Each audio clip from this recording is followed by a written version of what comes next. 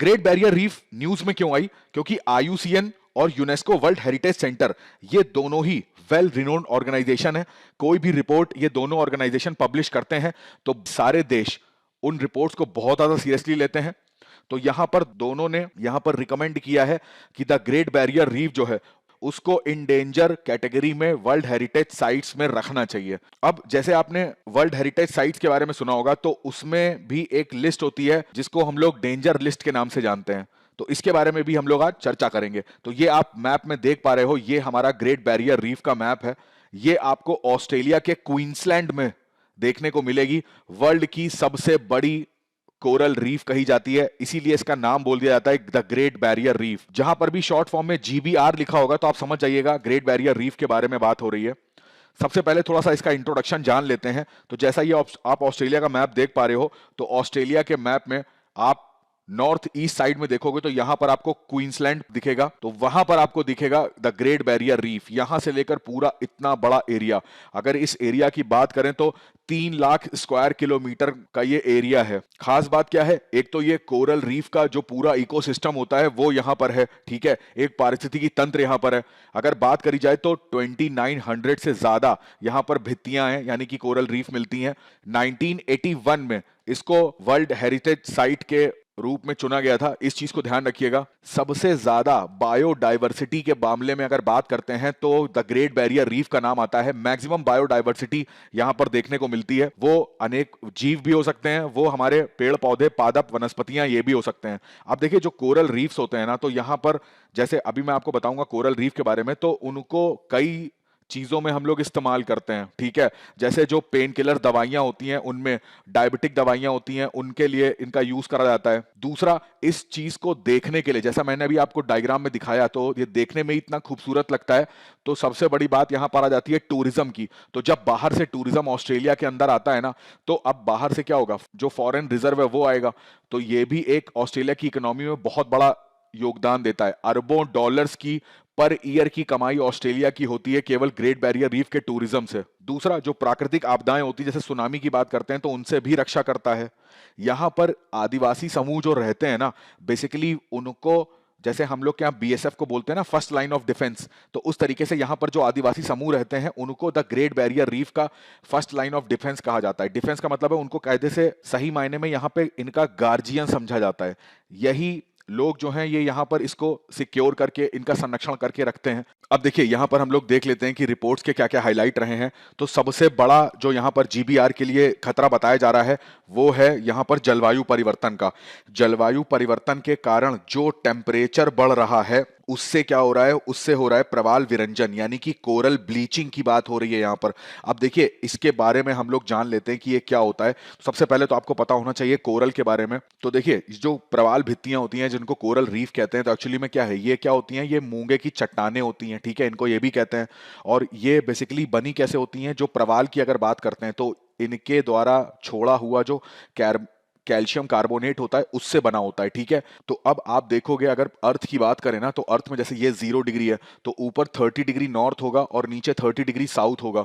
तो इसके बीच में ही जो कोरल रीफ्स हैं ये देखने को मिलेंगी आपको, क्योंकि यहीं पर टेम्परेचर सरप्लस जोन रहता है। तो यहाँ पर टेम्परेचर रहना चाहिए 20 से 22 डिग्री सेंटीग्रेड के आसपास का। और दूसरा, ज्यादा गहराई में जो कोरल रीफ है ना वो देखने को आपको नहीं मिलेंगी, क्योंकि जितना समुद्र के अंदर आप गहरे जाएंगे तो ऑक्सीजन की भी कमी होती जाएगी, प्लस जो सनलाइट है उसकी भी कमी होती जाएगी। अब आप बोलेंगे यहां पर ऑक्सीजन और सनलाइट का क्या रोल है, तो देखिए बात को समझिएगा। यहां पर क्या होता है, ये जो प्रवाल होता है ना जिसको कोरल बोलते हैं, तो अब ये प्रवाल ना अकेला नहीं रहता, ठीक है, इसने अपनी चट्टान बना लेता है, इसी पे दूसरा प्रवाल आता है, जब वो मरता है तो अपना कैल्शियम कार्बोनेट यहाँ पर, तो इस तरीके से कई सारे प्रवालों के द्वारा निकला हुआ कैल्शियम कार्बोनेट इकट्ठा होता जाता है। बट यहाँ पर ये अकेले नहीं रहते, ये एक शैवाल के साथ यहाँ पर रहते हैं जिसको एल्गी बोलते हैं। अब इसी एल्गी का नाम क्या है, जूजेंथले इसको बोलते हैं, ठीक है, नाम इंपॉर्टेंट है, याद रखिएगा। ये जूजेंथले काम क्या करता है, अब चूंकि ये शैवाल है तो जाहिर सी बात है ये क्या करेगा, प्रकाश संश्लेषण यानी कि फोटोसिंथेसिस। तो ये फोटोसिंथेसिस करते टाइम ये उसको क्या चाहिए होती है, सनलाइट चाहिए होगी। तो ये फोटोसिंथेसिस करके बनाता क्या है, ये फूड बनाएगा, प्लस जो पोषक तत्व होते हैं उनका निर्माण करेगा। और यही फूड और पोषक तत्व किसको देगा? ये देगा प्रवाल को। प्रवाल इसके बदले इस शैवाल को अपने जो ये प्रवाल चट्टाने होती हैं इसमें रहने के लिए जगह देगा। तो जूजेंथले इसको खाना दे रहा है और प्रवाल इसको रहने के लिए जगह दे रहा है, तो दोनों एक दूसरे के साथ रहते हैं। बट होता क्या है, जलवायु परिवर्तन हो रहा है, तो पूरी अर्थ का जो टेम्परेचर है वो बढ़ता है।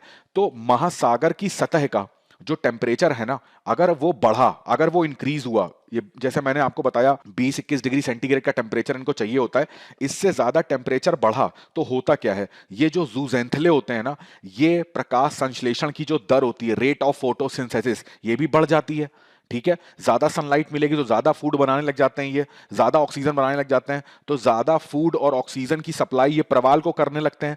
अब प्रवाल के जो ऊतक होते हैं, जो इसके टिश्यूज होते हैं, ठीक है, इसमें अगर ज्यादा मात्रा में ऑक्सीजन या जो पोषक तत्व हैं ये जाने लगते हैं ना, तो ये अपने आप को बैलेंस्ड करने के लिए, ठीक है, भाई इतना खाना हमें नहीं चाहिए, हमें क्यों दे रहे हो, तो उसको बैलेंस करने के लिए ये क्या करेगा, अपने घर में से जूजेंथले को निकाल देता है। और जैसे ही जूजेंथले को निकालता है, इसी प्रोसेस को बोलते हैं कोरल ब्लीचिंग या प्रवाल विरंजन। ठीक है, दूसरा देखिए, यहां पर इस रिपोर्ट ने बताया कि ऑस्ट्रेलिया ने जो काम करे हैं ना इसको बचाने के लिए, ठीक है वो काम होने चाहिए, बट और ज्यादा स्ट्रिक्ट पॉलिसी यहां पर बनानी पड़ेगी ऑस्ट्रेलिया को। जैसे यहां पर देखा जा रहा है, रिपोर्ट ने बताया कि जो ग्रेट बैरियर रीफ है इसके पास का जो पानी है ना, उसकी क्वालिटी बहुत ज्यादा खराब हो गई है।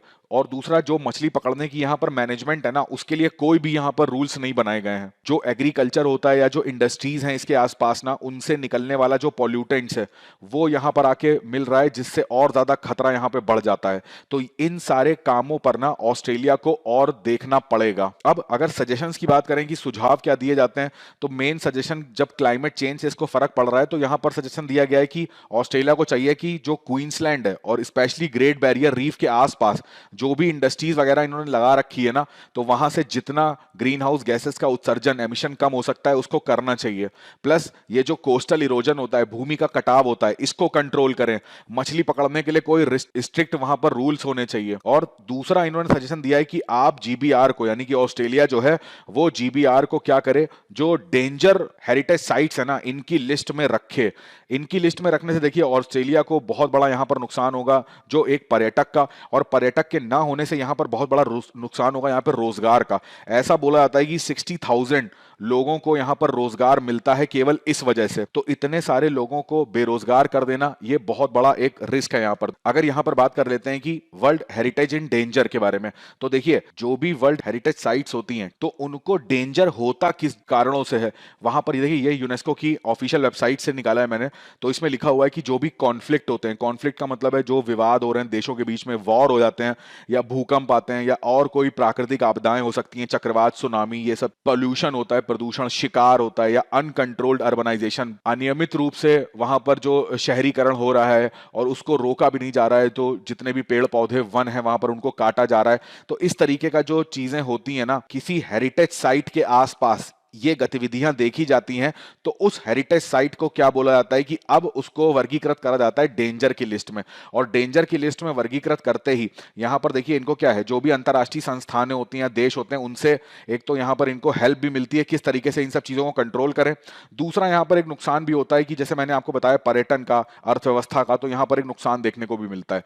चलिए, अब चूंकि यूनेस्को की बात हुई है तो आपसे एक प्रश्न पूछता हूं, मोस्ट इंपॉर्टेंट करंट अफेयर्स का प्रश्न है। हाल ही में यूनेस्को ने एक अवार्ड दिए हैं, Asia Pacific award for world heritage conservation 2022 के।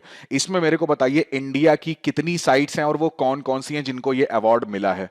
तो आज के सेशन में बस इतना ही रखते हैं। मैं आशा करता हूं आज का सेशन आपको अच्छा लगा होगा। कमेंट करके जरूर बताइएगा।